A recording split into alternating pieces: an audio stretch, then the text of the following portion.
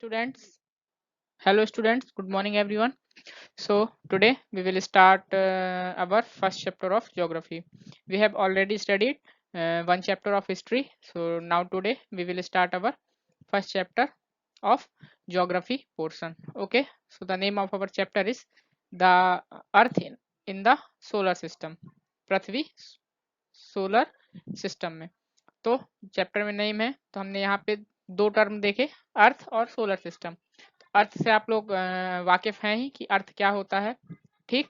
तो अर्थ क्या है, ये एक प्लेनेट है जिसपे, या कह सकते हैं हम, ये केवल एकमात्र ऐसा प्लेनेट है जहाँ पे लाइफ पॉसिबल है, ठीक, जहाँ पे जीवन संभव है पूरे सोलर सिस्टम में। और सोलर सिस्टम क्या है, ये प्लैनेट्स और एक स्टार सन का एक ग्रुप है, जहाँ पे जो सन है वो स्टार है और सारे प्लैनेट्स अपनी ऑर्बिट में चक्कर लगाते हैं सूरज के चारों ओर। तो वो क्या है, हमारा सोलर सिस्टम है। टोटल 8 प्लैनेट्स हैं और एक सन, ये मिलकर हमारे क्या बनाते हैं, सोलर सिस्टम, जिसको कहते हैं सौरमंडल, ठीक। तो जहाँ पे सूरज एक जो स्टार है, इसके चारों ओर सारे प्लैनेट अपनी ऑर्बिट में रिवॉल्व करते हैं, ठीक है। तो वही है हमारा सोलर सिस्टम। क्लियर। तो अब हम पढ़ने जा रहे हैं कि अर्थ हमारे सोलर सिस्टम में क्या क्या है और अर्थ में हमारे उसकी क्या भूमिका है, ये सारी चीजें हम इस चैप्टर में देखेंगे। Clear. Now when we look up at the sky we see the bright and shining sun during the day and moon and uncountable stars at night। जब भी हम रात में खुले आसमान की तरफ देखते हैं तो हमें क्या देखते हैं, चमकते हुए चमकदार। दिन में हम जब जब भी स्काई की तरफ देखते हैं तो हमें बिल्कुल चमकदार सूर्य दिखता है। और जब हम रात में देखते हैं तो चंद्रमा और अनगिनत तारे हमें आकाश में नजर आते हैं ना। जब भी हम लोग दिन में देखते हैं तो दिन में क्या दिखता है, जब आकाश आसमान की ओर हम लोग देखते हैं तो सूर्य दिखता है चमचमाता हुआ, बहुत ज्यादा शाइनिंग वाला। और उसी प्रकार रात में हमें चंद्रमा और उसके साथ साथ जो टिमटिमाते हुए अनगिनत तारे दिखाई देते हैं, ठीक। There are many other illuminated objects in the sky such as planets, comets, meteorites, asteroids, etc. These objects are called heavenly bodies or celestial bodies। और भी आकाश में ऐसी ही कई टिमटिमाती या चमकदार वस्तुएं हैं, जैसे कि प्लैनेट्स हो गई, कॉमेट्स हो गई, मेटियोराइट्स हो गए, एस्ट्रॉइड्स हो गए, ये सारी चीजें, ठीक। और यही सारी जो चीजें क्या कहलाती हैं, हेवनली बॉडीज, आकाशीय वस्तुएं या कैलेस्टियल बॉडीज कहलाती हैं, ठीक। Next, the word celestial means heavenly bodies. Celestial का मीन्स ही है हेवनली बॉडीज। हेवनली मतलब स्वर्गीय वस्तुएं, और एक कैलेस्टियल का भी मतलब आकाशीय वस्तुएं, ठीक। तो कैलेस्टियल मीन्स ये होता है हेवनली बॉडीज, जो मतलब हमें आकाश में दिखाएं, हम मतलब जो लैंड में स्थित ना हो, वही होती हैं हेवनली बॉडीज या कैलेस्टियल बॉडीज। क्लियर।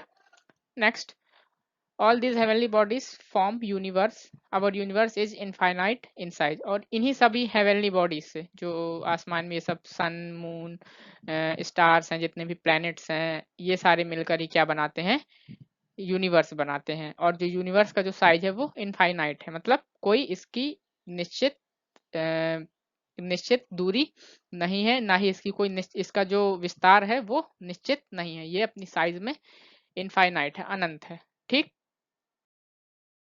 सो हमने देखा कि यही जो हेवनली बॉडी से मिलकर क्या बनता है, हमारा यूनिवर्स, और इसकी साइज इनफाइनाइट होती है। तो अब हम पढ़ते हैं यूनिवर्स। द यूनिवर्स, यूनिवर्स क्या है, ठीक। The word universe stands for everything that exists in the space, the stars, the planets, the galaxies, the constellations, etc। तो यूनिवर्स का जो मतलब है वो उन सभी वस्तुओं से है जो स्पेस में पाई जाती हैं, जो भी अंतरिक्ष में जो वो सारी वस्तुएं जो पाई जाती हैं वो क्या कहलाती हैं, यूनिवर्स के अंतर्गत ही आती हैं। यूनिवर्स का हिंदी में बोलते हैं ब्रह्मांड बोलते हैं, तो यूनिवर्स के अंतर्गत ही आती हैं। जैसे कि स्पेस में जो भी चीजें पाई जाती हैं, चाहे वो स्टार्स हों, चाहे वो प्लैनेट्स हों, चाहे वो गैलेक्सीज हों, चाहे वो कॉन्स्टिलेशंस हों, तो सारी चीजें मिला करके क्या बनाती हैं, यूनिवर्स, ब्रह्मांड बनाती हैं। Clear. The space is so vast that we can not imagine its size. जो हमारा स्पेस है, अंतरिक्ष है, वो इतना बड़ा है कि हम उसकी साइज को इमेजिन भी नहीं कर सकते, हमारी इमेजिनेशन से भी बड़ा अंतरिक्ष है। मतलब पहले ही जैसे हमने देख लिया कि वो इनफाइनाइट है साइज में, ठीक, और इतना ज्यादा बड़ा है कि हम उसको इमेजिन भी नहीं कर सकते। It is difficult to understand the vastness of the universe. और इसलिए इतना बड़ा है, इसलिए यूनिवर्स की जो उसका विशाल रूप है, यूनिवर्स का जो साइज है, उसको अंडरस्टैंड करना बहुत मुश्किल है। There are many types of celestial bodies in the universe. Let us learn about them.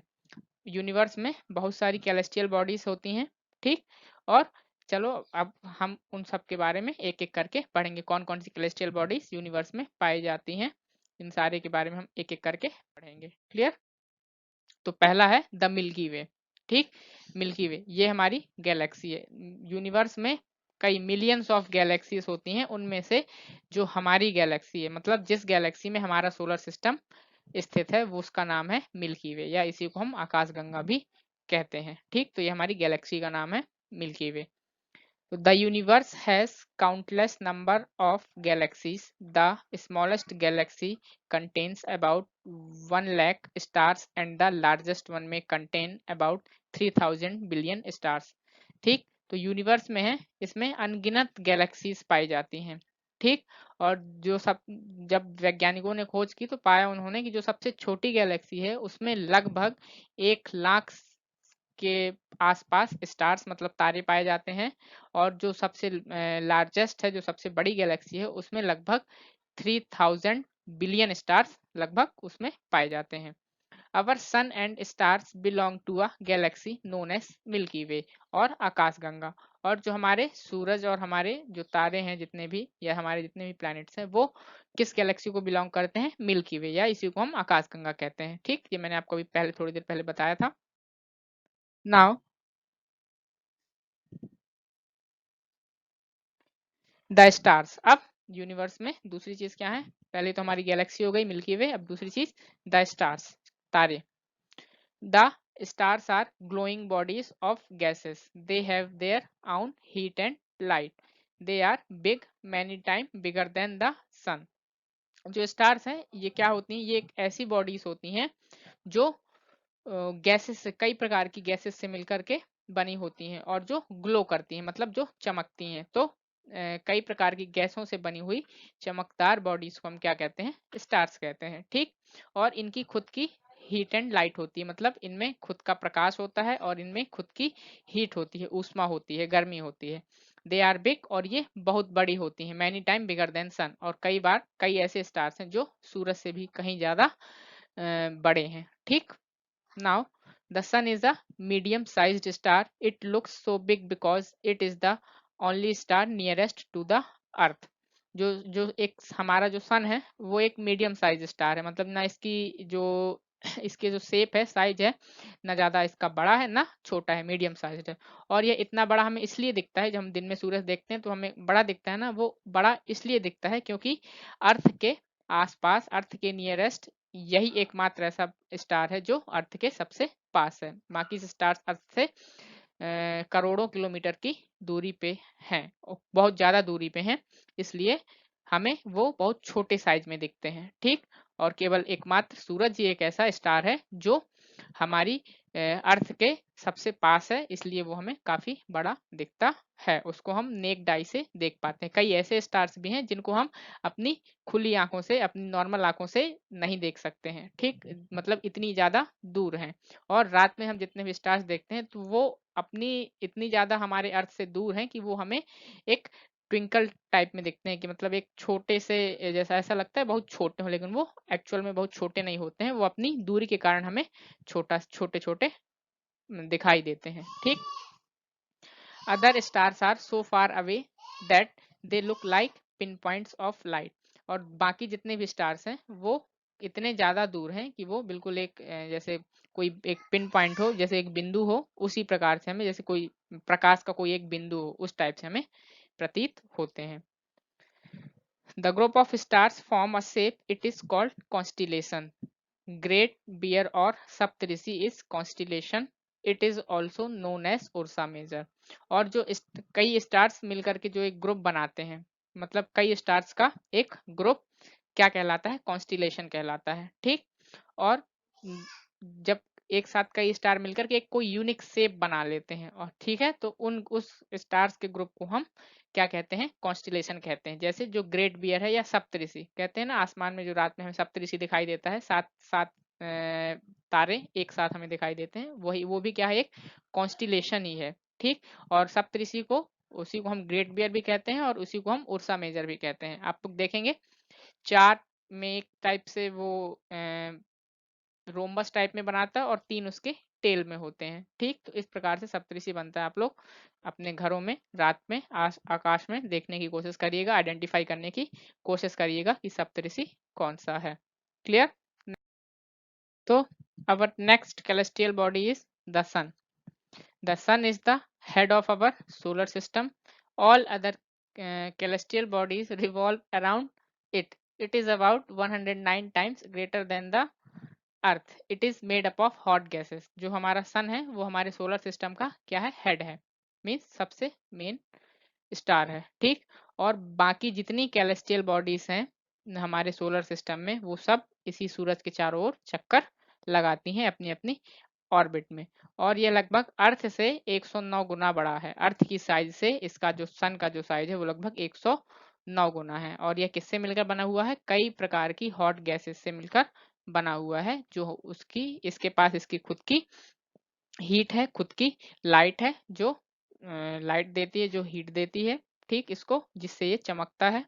ठीक, it provides heat and light to the entire solar system. और यह क्या करता है, इसका फंक्शन क्या है, यह पूरे सोलर सिस्टम को, मतलब जितने भी सोलर सिस्टम में प्लैनेट्स हैं, ठीक, सैटेलाइट्स, उन सबको क्या प्रोवाइड करता है, हीट और लाइट प्रोवाइड करता है। अब हमारी पृथ्वी में रात हो जाती है, सूरज डूब जाता है, तो क्या हो जाता है, अंधेरा हो जाता है। और जैसे ही सुबह सूर्य उदय होता है तो उससे क्या होता है, तुरंत सारी जगह लाइट्स आ जाती है। ठीक, तो वो क्यों, क्योंकि सन का काम ही यही है, उसमें इतनी ज्यादा हीट और लाइट होती है कि वो सारे सोलर सिस्टम में हीट और लाइट डिस्ट्रीब्यूट करता है। ठीक, it has gravitational pull that does not allow the planets, satellites and other celestial bodies to fly away, and they keep on revolving around it in their respective orbits. और इसका इसके पास gravitational pull होता है, means गुरुत्वाकर्षण पुल होता है, जो जितनी भी कैलेस्टियल बॉडीज इसके चारों ओर चक्कर लगाती हैं उनको खींच के रखता है। ग्रेविटेशनल फोर्स, ग्रेविटेशनल पुल क्या है, जैसे हमारे अर्थ का भी ग्रेविटेशनल पुल है, जब हम कोई चीज ऊपर को उछालते हैं तो वो चीज नीचे को आती है। अर्थ की जो ग्रेविटी है, अर्थ की जो ग्रेविटी है, वो उस चीज को नीचे की ओर खींचती है। ठीक, यही है, उसी प्रकार सन की भी एक अपनी ग्रेविटेशनल पुल है, जिसके कारण जितने भी प्लैनेट, सैटेलाइट्स और जितनी भी कैलेस्टियल बॉडीज हैं सोलर सिस्टम में, वो सब यहाँ वहाँ नहीं उड़ते हैं, वो और सूरज के चारों ओर क्या करते हैं, चक्कर लगाते रहते हैं अपने अपने ऑर्बिट में। जो उनके ऑर्बिट्स हैं, उनके ऑर्बिट्स में बिना किसी से एक दूसरे के ऑर्बिट में आए, एक दूसरे से भिड़े, बिना टक्कर के सन के चारों ओर रिवॉल्व करते रहते हैं। Clear? The sun is about 15 crore kilometre away from the earth. It is light its light takes about 8 minutes and 20 seconds to reach the surface of the earth. It travels at a tremendous speed of 3 lakh kilometre पर second. और जो सन है उसकी लगभग जो अर्थ से जो दूरी है वो लगभग 15 करोड़ किलोमीटर है। 15 करोड़ किलोमीटर ये अर्थ से दूरी है इसकी, किसकी, सन की। और जो इसकी लाइट है, ठीक है, वो लगभग 8 मिनट 20 सेकेंड में अर्थ की सरफेस पे आ पाती है। मतलब जैसे सूरज की लाइट, वो लगभग उसको अर्थ की सरफेस में आने में कितना टाइम लगता है, 8 मिनट्स 20 सेकेंड। ये आपके जनरल नॉलेज का क्वेश्चन है, इसको हमेशा याद रखिएगा। हमेशा पूछा जाता है, हर एग्जाम में पूछा जाता है कि जो सन की लाइट है उसको अर्थ में आने अर्थ तक ट्रेवल करने में कितना टाइम लगता है, तो कितना टाइम लगता है, 8 मिनट्स 20 सेकेंड्स। ठीक, और यह बहुत ही तेज स्पीड से आता है, तब इसको 15 करोड़ किलोमीटर दूर है और 8 मिनट 20 सेकेंड्स में आ जाता है। और इसकी जो स्पीड है, लाइट की जो स्पीड है, वो लगभग 3 लाख किलोमीटर पर सेकेंड है। मतलब 1 लाख में 3 लाख किलोमीटर चलती है, तब जाकर के 8 मिनट्स 20 सेकेंड्स में आ पाती है, लाइट की स्पीड से जो लाइट आती है। क्लियर? Next,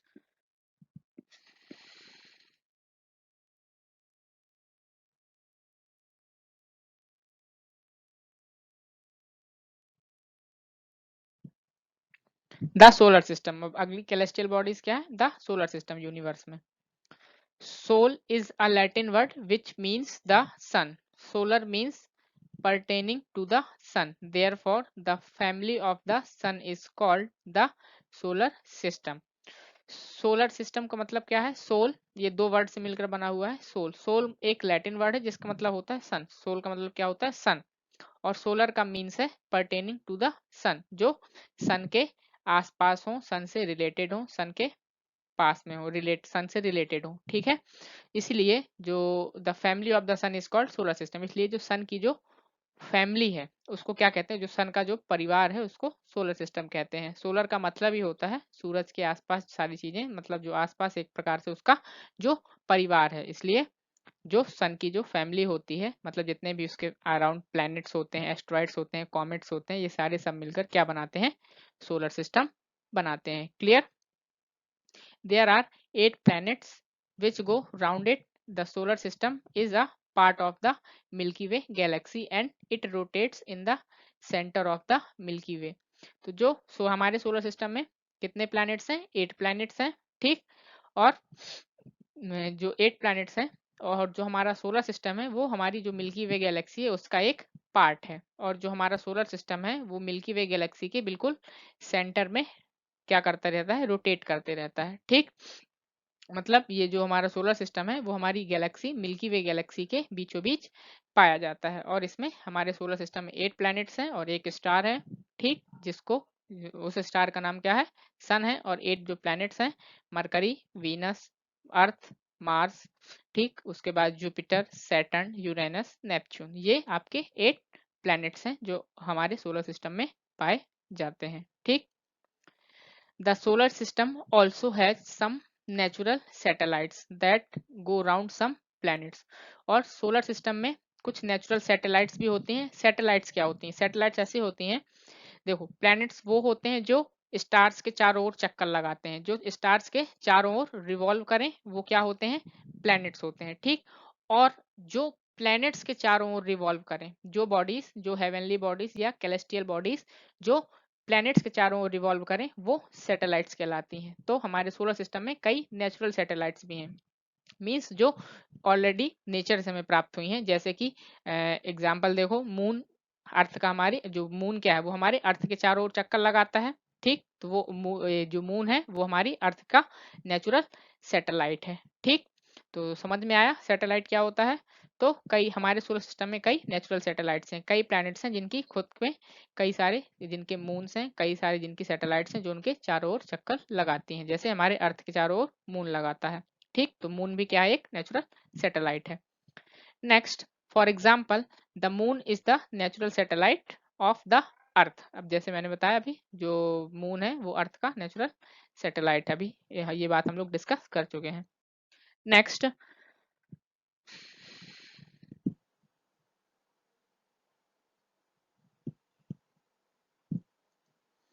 the planets. अगली यूनिवर्स की कैलेस्टियल बॉडी या हेवनली बॉडी क्या है? The planets. मतलब प्लैनेट्स क्या है? प्लैनेट्स देखते हैं क्या है।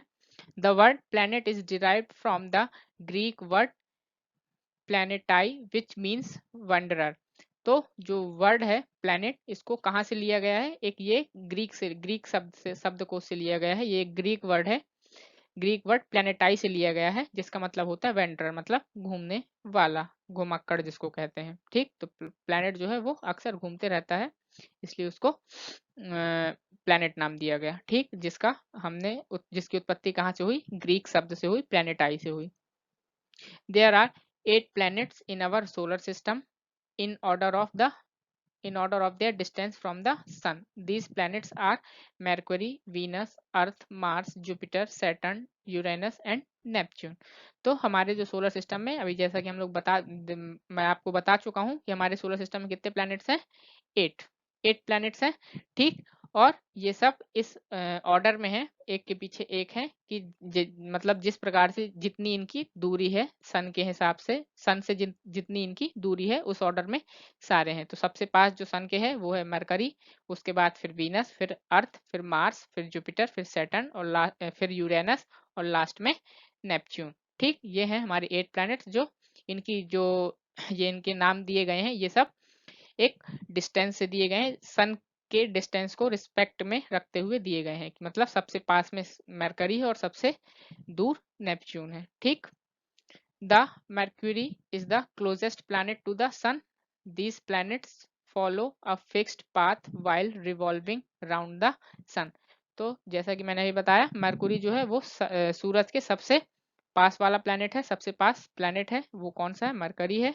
और ये सारे प्लैनेट एक फिक्स्ड पाथ, इनका एक फिक्स पाथ होता है, ठीक है, और जिसमें ये सूरज के चारों ओर चक्कर लगाते हैं, और उसी फिक्स्ड पाथ को हम क्या कहते हैं, ऑर्बिट कहते हैं, उस प्लैनेट की ऑर्बिट कहते हैं। तो ये अपने ऑर्बिट में सूरज के चारों ओर चक्कर लगाते हैं, और ये अपनी ऑर्बिट, अपना पाथ कभी भी चेंज नहीं करते हैं। They do not have their own light, they reflect the light which they receive from the sun।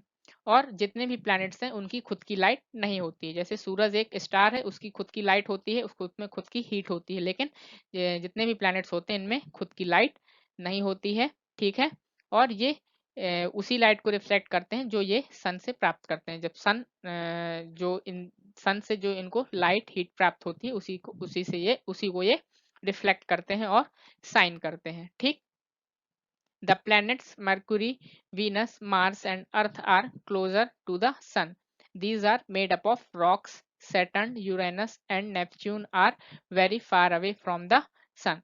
तो जो कुछ तीन प्लैनेट्स हैं, मरकरी, वीनस, मार्स और चौथा अर्थ, ये सब प्लैनेट्स जो हैं ये किसके, अर्थ सन के काफी क्लोज हैं। ठीक, और ये सब किससे मिलकर बने हुए हैं, रॉक से, पत्थरों से, चट्टानों से मिलकर बने हुए हैं। ठीक, और जो सैटर्न, यूरेनस और नेपच्यून है, ठीक, ये सूरज से काफी दूरी पर स्थित हैं। ठीक, they are made up of gases and liquids. Jupiter is the largest planet and the Mercury is the smallest. Mars looks red, that's why it is called red planet. और ये सारे प्लैनेट्स हैं वो गैसेस और liquid से बने हुए हैं। कौन कौन से, ये सैटर्न, यूरेनस, नेपच्यून। ठीक, जो हमने अभी चार देखे, मरकरी, वीनस, मार्स, अर्थ, ये किससे मिलकर बने हुए हैं, रॉक से। और बाकी जो ये हैं सैटर्न, यूरेनस, नेपच्यून, ये लिक्विड से मिलकर बने हुए हैं, कई टाइप की गैसेस से मिलकर बने हुए हैं। और हमारे जो सोलर सिस्टम में जो सबसे बड़ा प्लैनेट है वो कौन सा है, जुपिटर है, और जो सबसे छोटा प्लैनेट है वो कौन सा है, मरक्यूरी है। ठीक, और जो मार्स है वो लाल कलर में दिखता है, ठीक है, और इसलिए उसका जो मरकुरी का जो अपीयरेंस है, कलर है, वो कैसा है, रेड है, और इसलिए उसको रेड प्लैनेट भी कहा जाता है। ठीक, नेक्स्ट,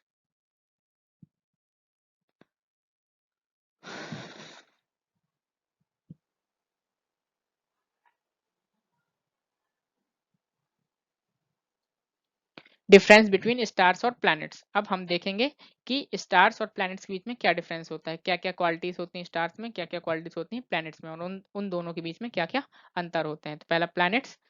तो planets do not twinkle, planet जो है वो ट्विंकल नहीं करते, ट्विंकल मतलब टिमटिमाते नहीं है। ठीक, क्यों, क्योंकि उनके पास खुद की हीट और लाइट नहीं होती है, इसलिए वो टिमटिमाते नहीं है। अब स्टार है, तो स्टार्स ट्विंकल, स्टार क्या करते हैं, टिमटिमाते हैं, क्यों, क्योंकि उनके पास खुद की हीट और लाइट होती है, इसलिए वो ट्विंकल करते हैं। फिर planets receive their light and heat from the sun, जो प्लैनेट्स हैं उनको अपनी लाइट और हीट कहाँ से प्राप्त होती है, सन से प्राप्त होती है। ठीक, stars have their own light, stars की खुद की लाइट होती है, उन्हें किसी से लाइट की जरूरत नहीं पड़ती है। The temperature of planets depend upon the distance they have from the sun.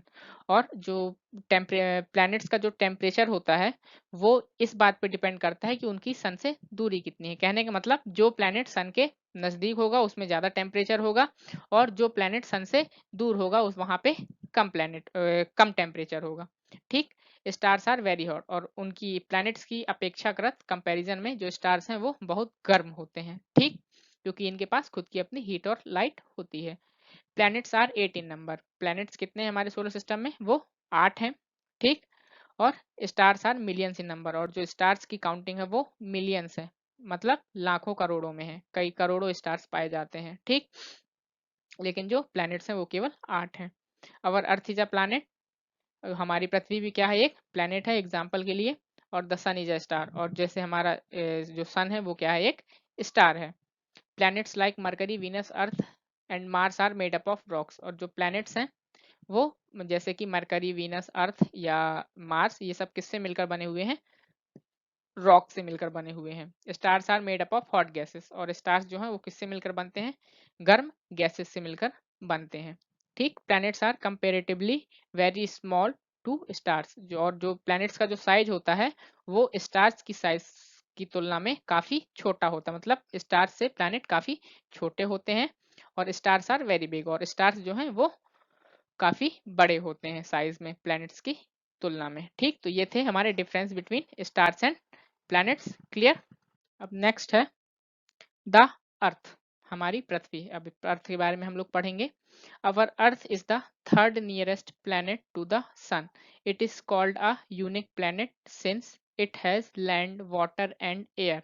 Life is possible only where all the three exist.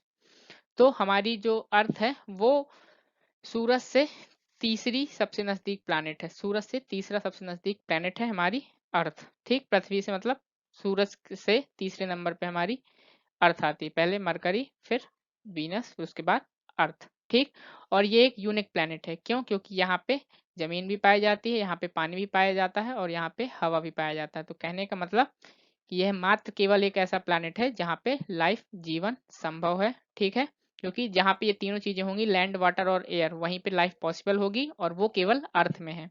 ठीक। और इसलिए वहां पे केवल लाइट सॉरी वहां पे केवल लाइफ पॉसिबल है। कहाँ पे? अर्थ में। इसलिए इसको एक अनोखा ग्रह भी कहा जाता है। ठीक। It is located at a favorable distance from the sun, so it is neither hot nor too cold. और यह सूरज से एक उचित दूरी पर है, मतलब ना ज्यादा नजदीक है ना ज्यादा दूर है, और इसीलिए यहाँ का जो टेम्परेचर है अर्थ का वो ना ही ज्यादा गर्म है ना ही ज्यादा ठंडा है। ठीक। ना ही सूरज के नजदीक होता तो बहुत ज्यादा गर्म होता, या सूरज से ज्यादा दूर होता तो बहुत ज्यादा ठंडा होता, लेकिन ऐसा नहीं है। अर्थ की जो डिस्टेंस है सन से वो एक काफी, मतलब एक कह सकते हैं मिडिल, ज्यादा ना दूर है ना ज्यादा पास है, इसलिए यहाँ ना ज्यादा गर्मी होती है ना ज्यादा ठंड होती है। यहाँ का टेम्परेचर मॉडरेट रहता है। It is surrounded by a layer of the atmosphere containing about 21% of oxygen which sustains life on the earth। और इसके चारों ओर हवा की एक परत है। ठीक। कई हवाओं की एक परत है जिसमें से 21% क्या है? ऑक्सीजन होती है, जो पृथ्वी में जीवन यापन के लिए काफी इम्पोर्टेंट है। ठीक। बिना ऑक्सीजन के कोई भी लिविंग बीइंग जीवित नहीं रह सकता। जितने भी लिविंग बीइंग हैं सबको ऑक्सीजन चाहिए ही चाहिए अपने जीने के लिए। तो इसके चारों ओर एक हवा की लेयर भी है जिसको एटमॉस्फेयर कहते हैं, और उस एटमॉस्फेयर में लगभग 21% भाग पे क्या है? ऑक्सीजन है। Next the moon. अगला क्या है? मून है। The moon is the satellite of the earth. It is about 3,84,000 kilometre away from the earth which is relatively a close distance. ठीक। और जो मून है वो अर्थ की एक सैटेलाइट है। कैसी सैटेलाइट? नेचुरल सैटेलाइट है। ठीक है। और ये लगभग पृथ्वी से 3,84,000 किलोमीटर की दूरी पे है, और जो लगभग एक बहुत ही क्लोज डिस्टेंस है। अंतरिक्ष में जब हम डिस्टेंस की बात करें तो अंतरिक्ष के हिसाब से ये एक काफी क्लोज डिस्टेंस है, मतलब मून की दूरी अर्थ से काफी पास में है। ठीक। It shines because it reflects the sunshine. It does not have any water or atmosphere. Therefore, it does not have life on it.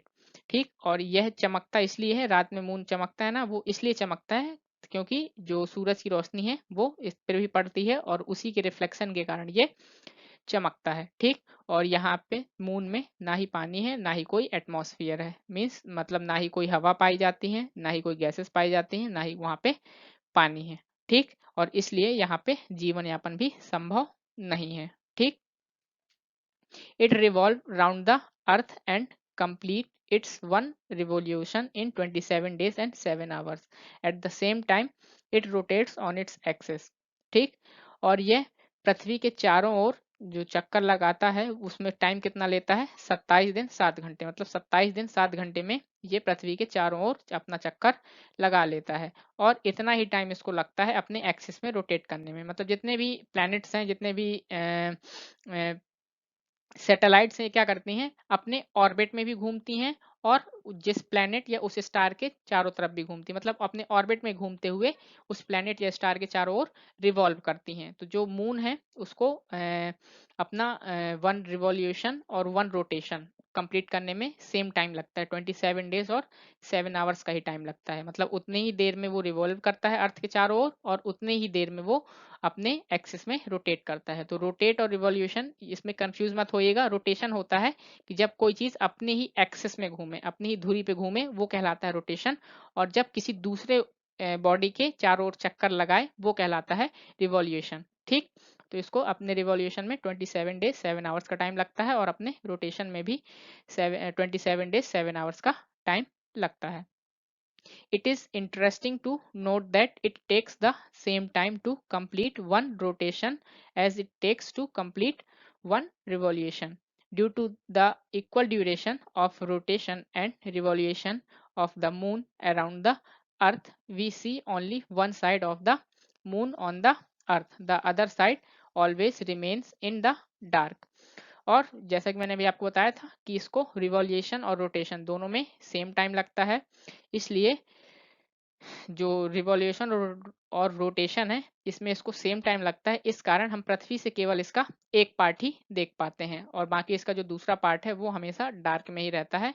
ठीक है, क्योंकि कोई चीज है जब वो उतना ही समय अपनी एक्सिस में घूमने पे ले रही है और उतना ही समय वो किसी बॉडी के चारों ओर घूमने में ले रही है, मतलब रिवॉल्व करने में ले रही है।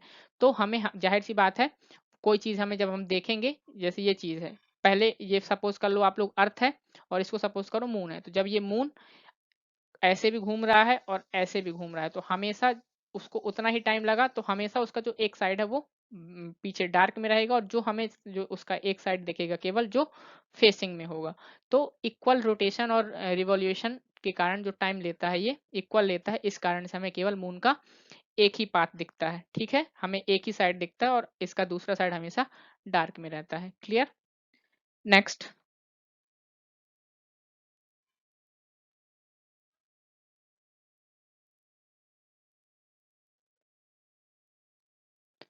अदर कैलेस्टियल बॉडीज, और भी जो भी कैलेस्टियल बॉडीज हैं वो क्या क्या हैं पाई जाती हैं यूनिवर्स में, वो देखते हैं।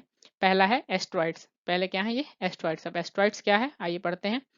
Asteroids are small planets-like bodies which revolve round the Sun between the orbits of the Mars and Jupiter.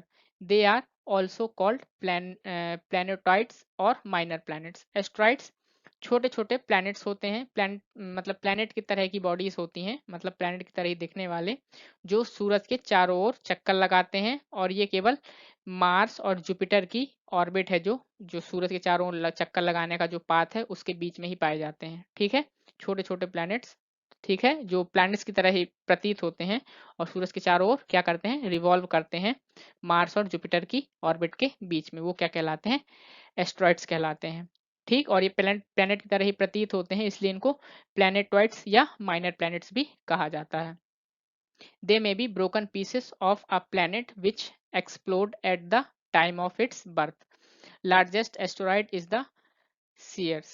और ये क्या हो सकते हैं, ये एक प्रकार से किसी भी प्लैनेट का उसका एक ब्रोकन पीस हो सकते हैं, एक टुकड़ा हो सकते हैं, जो जब कि उस प्लैनेट का जन्म हुआ होगा, उस प्लैनेट की उत्पत्ति हुई होगी, तो उस समय एक्सप्लोजन से जो कुछ टुकड़े होंगे वो जो अलग हो गए उस प्लैनेट से, वही हो सकते हैं। वैज्ञानिकों का ऐसा मानना है। ठीक, और जो सबसे बड़ा एस्ट्रॉयड है वो क्या है, सियर्स है। और या ये बात आप लोग याद रखिएगा कि जो जितने भी एस्ट्रॉयड्स हैं ये केवल मार्स और जुपिटर के ऑर्बिट के बीच में ही पाए जाते हैं। क्लियर? दूसरा है मेटॉर्स। अब ये क्या है, every night we can see some bright streaks of light in the sky, these are called meteors. They are small pieces of rock and sand in the solar system. We can see them only when they enter the Earth's atmosphere and start burning due to friction and become luminous. They are commonly called shooting stars. ठीक है, और matters क्या है, हर रात हम जब देखते हैं कि कभी कभी रात में अचानक लेटे हों, ऊपर आसमान की तरफ देख रहे हों, तो कुछ ऐसा प्रतीत होता है कि जैसे कुछ चमकदार कोई चीज आई और वो जैसे जल रही हो, नीचे की ओर आते हुए प्रतीत होती है। ठीक है, और उसकी जो लाइट है वो धीरे धीरे फेड होते जाती है। ठीक, जैसे पटाखों की जो वो होती है, पटाखे ऊपर जाके फूटते हैं तो जो स्पार्कलिंग हमें दिखाई देती है, तो ये उसी टाइप की बॉडीज होती हैं। ठीक है, इन्हीं को हम क्या कहते हैं, मेटोर्स कहते हैं। ठीक, और ये क्या होते हैं एक्चुअल में, ये जो छोटे छोटे पत्थर होते हैं उनके टुकड़े होते हैं। ठीक है, और जो पत्थर और मिट्टी के छोटे-छोटे टुकड़े होते हैं जो हमारे सोलर सिस्टम में होते हैं, वही क्या होते हैं, मेटोर्स होते हैं। ठीक है, और हम इन्हें केवल तभी देख सकते हैं कि जब ये जो अर्थ का जो एटमॉस्फेयर है, चारों ओर जो एयर की लेयर है अर्थ की, जब ये अर्थ के एटमॉस्फेयर में एंटर करेंगे तभी हम इनको देख पाते हैं। ठीक है, और वो क्यों देख पाते हैं, क्योंकि जब ये अर्थ के एटमॉस्फेयर में एंटर करते हैं तो जब एंटर करने के बाद जो फ्रिक्शन फोर्स लगता है, ठीक है, फ्रिक्शन के कारण ये क्या होता है, ये जलने लगते हैं। ठीक है, जलने लगते हैं और उसी कारण से ये चमकदार हो जाते हैं। जब कोई चीज जलती है तो चमकने लगती है, ठीक है, चमकीली हो जाती है। तो फ्रिक्शन के कारण जो ये जब ज्वलनशील हो जाते हैं तो ये चमकने लगते हैं, और इसी कारण से हम इनको देख पाते हैं। और इनको जनरली हम लोग क्या कहते हैं, शूटिंग स्टार्स कहते हैं। ऐसे स्टार्स मतलब जो टूटते हैं, कहते हैं ना तारा टूट गया, तो वही है, ये क्या है, मेटोर्स होते हैं वो एक्चुअली में। ठीक है, कोई तारा नहीं टूटता, ये पत्थर या बालू के कुछ ऐसे टुकड़े होते हैं। जब अर्थ के एटमॉस्फेयर में एंटर करते हैं तो क्या होता है, जब अर्थ के एटमॉस्फेयर में एंटर किए तो फ्रिक्शनल फोर्स लगता है और उस फ्रिक्शन के कारण ये जलने लगते हैं। ठीक है, और धीरे धीरे आते आते क्या होता है, ये खत्म हो जाते हैं। और दिखता है ना, हम जब दिखते हैं तो कहते हैं हम लोग तारा टूट गया, तो अचानक से वो दिखेगा साइन करते हुए और धीरे धीरे थोड़ी देर बाद विलुप्त हो जाएगा, तो वो उसी कारण है, अर्थ के एटमॉस्फेयर में फ्रिक्शन के कारण धीरे धीरे जल जल के ये खत्म हो जाते हैं। ठीक, most of them burn up and disappear as gases.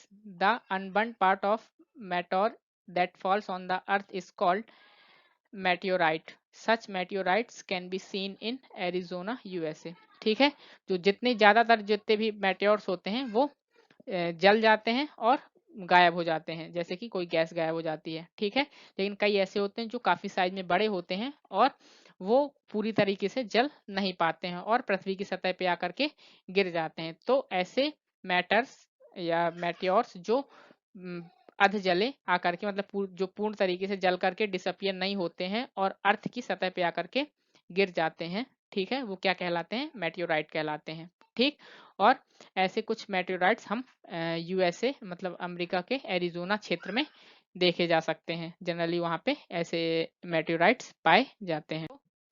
अब अपना जो लास्ट कैलेस्टियल बॉडी है वो क्या है, कॉमेट्स। कॉमेट्स क्या है, the comets are luminous celestial bodies which move about the solar system। ठीक, ये भी एक प्रकार की चमकदार celestial bodies होती हैं जो सोलर सिस्टम के चारों ओर मूव करती हैं। ठीक है, they are usually accompanied by a long shining tail but all comets do not have tails। और ज्यादातर इनकी पहचान इस तरह से होती है कि उनमें एक लंबी चमकदार पूंछ होती है। ठीक, पूंछ टाइप में, मतलब जो बर्न करती है तो जो उसकी लाइटनिंग है वो एक पूंछ की तरह फॉर्म हो जाती है। ठीक है, लेकिन काफी ऐसी कॉमेट्स भी हैं जिनमें टेल्स नहीं होती हैं। They are generally made of ice and dust. When a comet comes near the sun, it starts glowing। ठीक है, जनरली ये किससे मिलकर बनी होती हैं, आइस और डस्ट से। ठीक है, मिट्टी धूल से इन सब से मिलकर के बनी होती हैं। और जब जो आइस मतलब बर्फ या डस्ट धूल के कण होते हैं, ठीक है, इन्हीं चीजों से मिलकर बनी होती हैं। And when a comet comes near the sun, और जब कोई कॉमेट घूमते फिरते सन के नजदीक आ जाता है तो वो ग्लो करना स्टार्ट कर देता है। क्यों, क्योंकि सन की जो हीट है और लाइट है उसके कारण वो बर्न होने लगता है और इस कारण से वो ग्लो करना स्टार्ट कर देता है। The most famous Halley's Comet appears after every 76 years. It was last seen in 1986। और जो सबसे प्रसिद्ध हेले कॉमेट है वो लगभग हर 76 साल बाद दिखाई पड़ता है, हर 76 साल में एक बार दिखाई पड़ता है। और पिछली बार इसको कब देखा गया, 1986 में। तो अगले 76 साल बाद ये हमें फिर से दिखाई देगा, मतलब वन 2052 में ये हमें फिर से दिखाई देगा। तो इस तरह से हमारा चैप्टर खत्म होता है। हमने हमारे चैप्टर में जो भी हमारे सोलर सिस्टम में, अर्थ में या यूनिवर्स में जो भी बॉडीज पाई जाती हैं, कैलेस्टियल बॉडीज हैं, क्या क्या चीजें पाई जाती हैं, उन सब के बारे में हमने पढ़ा। तो इस तरह से आपका चैप्टर खत्म होता है। Hope you all understood. और एक चीज और आप लोगों को रिमाइंड कराना चाहूंगा कि आपके जितने भी चैप्टर्स खत्म होते जा रहे हैं तो उनके आप लोग नोट्स प्रॉपरली मेंटेन करते जाइए, और जहां भी आपको दिक्कत समझ में आती है, जो चीज़ नहीं समझ में आती है, ठीक, या नोट्स बनाने में जहां भी आपको प्रॉब्लम हो रही है, जो भी आपकी प्रॉब्लम हो, वो आप आके कमेंट सेक्शन में क्लियर कर सकते हैं। आपको कमेंट आप करिए, आपको उसका सॉल्यूशन दिया जाएगा। ठीक, तो आप लोग प्रॉपरली नोट्स मेंटेन करिए। Okay, thank you, good bye.